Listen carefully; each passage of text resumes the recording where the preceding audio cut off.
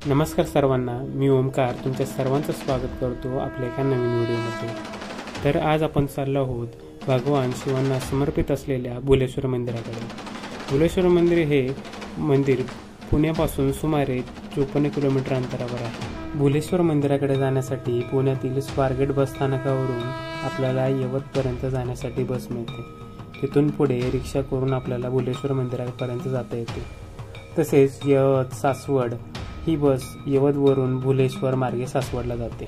मुळात हे मंदिर सिंहगडावरून निघालेल्या सह्याद्रीच्या रांगेत माळशिरस गावाच्या उत्तरेस व यवताच्या नेतृत्वेस 700 फूट उंचीवर असलेल्या दौलत मंगल हा किल्ला आहे। या किल्ल्यावर वसलेले आहेत, पण आता या किल्ल्याचे फक्त बुरुज आणि कमानीचे काही अवशेषच पाहायला मिळतात। हे मंदिर साधारणतः 700 फूट उंचीवर असून तिथपर्यंत आपण गाडीही घेऊन जाऊ शकतो।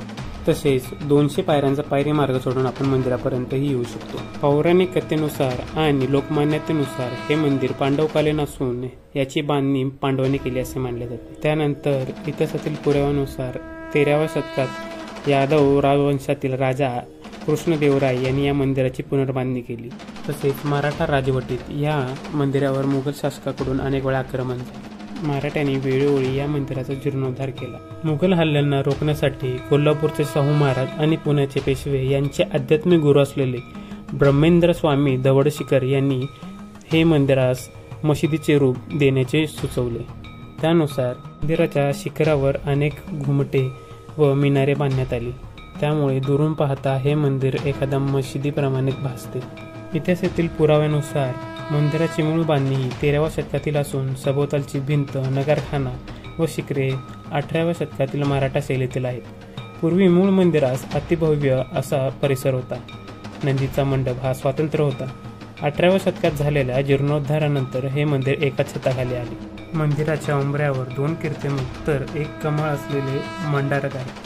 बुलेश्वर मंदिर हे मुळात 3 मजली आहे, पण खालचे 2 मजले हे सर्वांसाठी बंद आहे। मंदिराचा 3रा मजला हा सर्वांसाठी उपलब्ध आहे। मंदिराच्या 2ऱ्या मजल्यावरून आत आल्यानंतर मंदिराच्या सुरुवातीस आपल्याला एक पहिली चौकट लागते।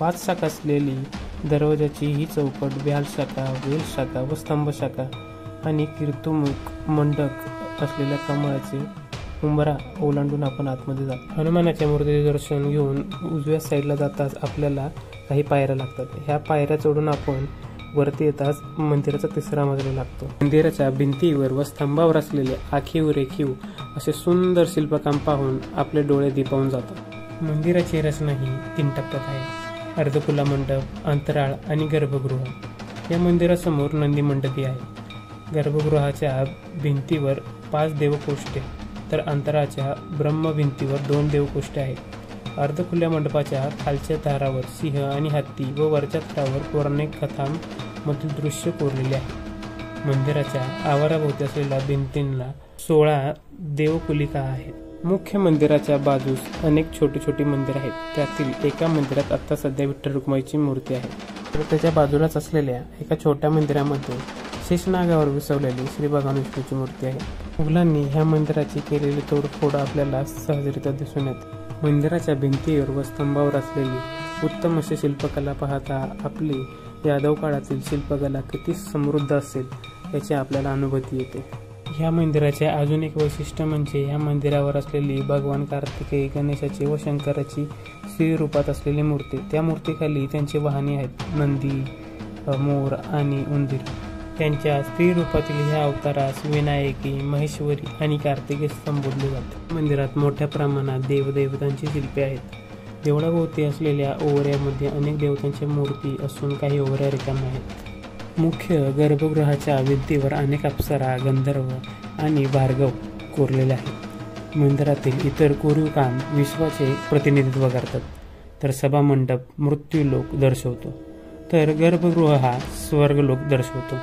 म्हणून जेव्हा तुम्ही मंदिरात प्रवेश करता तेव्हा तुम्ही मृत्यूलोक ते स्वर्गलोक असा प्रवास करत असता। मंदिराचा खालचा भाग हा पीठ किंवा अधिष्ठ, तसेच मधला भाग मंडोवर आणि वरचे शिखर असा असतो। तसेच ह्या मंदिराच्या मुख्य सभामंडपाच्या भोवती असलेल्या अर्धभिंतीवर डावीकडील भिंतीवर रामायण जन्मापासून ते हनुमान आणि रामाच्या भेटीपर्यंतचे प्रसंग कोरलेले आहेत। तसेच उजवीकडील बाजूस महाभारतातील प्रसंग कोरण्यात आलेले आहेत। त्यामध्ये द्रौपदी स्वयंवर, शरपंजरी भीष्म तसेच हत्तीला आकाशात फेकणारा भीम ही कथाशिल्पे इथे कोरलेली आहेत। तसेच समुद्र मंथनाची ही शिल्पे इथे कोरली गेलेली आहेत। तसेच ह्या मंदिराचे अजून एक महत्त्वाचे आकर्षण म्हणजे तिरकी मान असलेला नंदी। हा नंदी अतिशय भव्य दिव्य असून त्याच्यावर केलेली कलाकृती ही पाहण्यायोग्य आहे।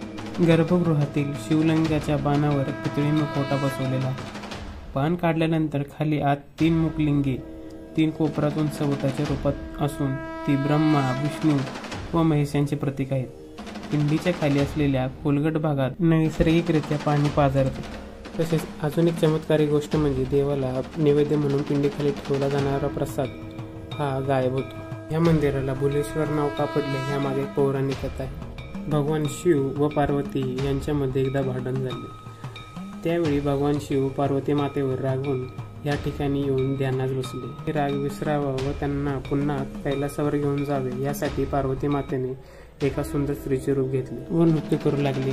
ते नृत्य पाहून भगवान शिव पार्वती मातेवर बोलले व ध्यानातून बाहेर येऊन ते राग विसरून पुन्हा कैलासावर गेले।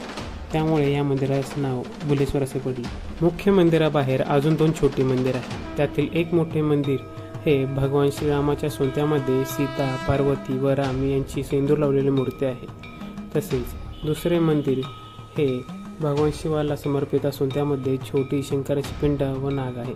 त्याचे दर्शन घेऊन नंतर आपण आपल्या परतीच्या प्रवासाला सुरुवात केली। जर व्हिडिओ आवडला असेल तर व्हिडिओ नक्कीच लाईक करा, चॅनलला सबस्क्राईब करा आणि कमेंट करून सांगायला विसरू नका की व्हिडिओ कसा वाटला।